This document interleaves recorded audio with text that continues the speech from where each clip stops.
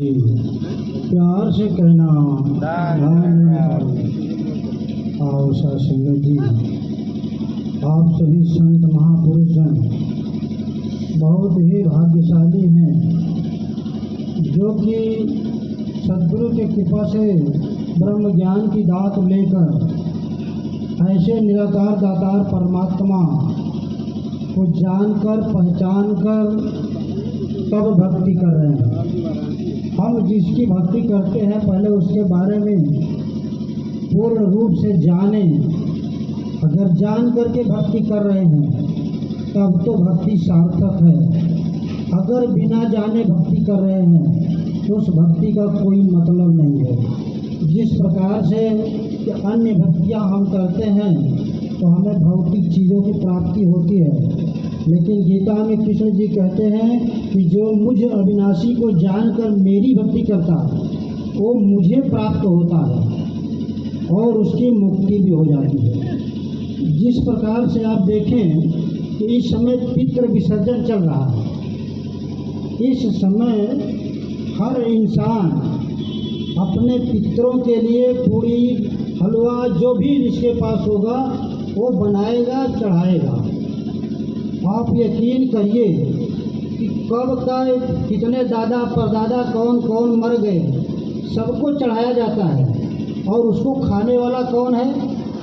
कुत्ता है, गधा है और गाय है, आदि आदि। तो क्या हमारे सबके पितर यही लोग हैं? हमने मनुष्य का जन्म पाया, इंसान बना, फिर भी हम अपने आप को सुधार नहीं पा रहे हैं। सद्गुरु आया, बार बार ब्रह्म ज्ञान की दात दिया, इस परमात्मा को दिखाया कि देखो ये परमात्मा है जिसका न हाथ है, न पैर है, न गोड़ है, न तो ये सारा काम करता है। फिर भी हम इसके रास्ते को पकड़ नहीं पाते। आओ साथ संगत जी, बख्शिश। जिस प्रकार से आपने देखा कि कबीर साहब जब थे तो रामानंद उनके गुरु थे और उन्होंने एक बार कबीर साहब को कहा कि आप जाओ दूध ले आओ और खीर बनेगा, इससे सभी लोगों को भोग लगाया जाएगा, जितने भी देवी देवता हैं।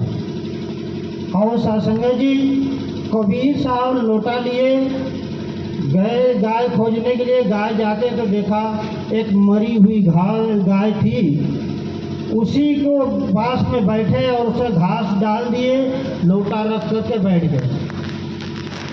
और सत्संग जी, जब समय ज़्यादा हुआ तो गुरुजी ने कहा कि भाई देखो कबीर का पता लगाओ, ये गया दूध लेने अभी तक आया नहीं। कुछ शिष्य लोग जाते हैं पता लगाने के लिए तो देखते हैं कि कबीर साहब मरी हुई गाय के पास जो है मुंह के पास घास रख दिया है और लोटा लेकर के बैठा है। तो शिष्यों ने कहा कि कबीर साहब ये तो मरी हुई गाय है, ये कहाँ दूध देगी?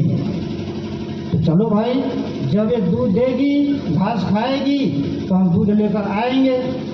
शिष्य वापस आते हैं, गुरुजी से कह देते हैं कि गुरुजी कबीर साहब तो ऐसे जगह बैठे हैं जहाँ की गाय मरी पड़ी है और घास उसके मुंह पर रख दिया है और लोटा लेकर बैठा और कहता है जब घास खाएगी दूध देगी तब हम लेकर आएंगे।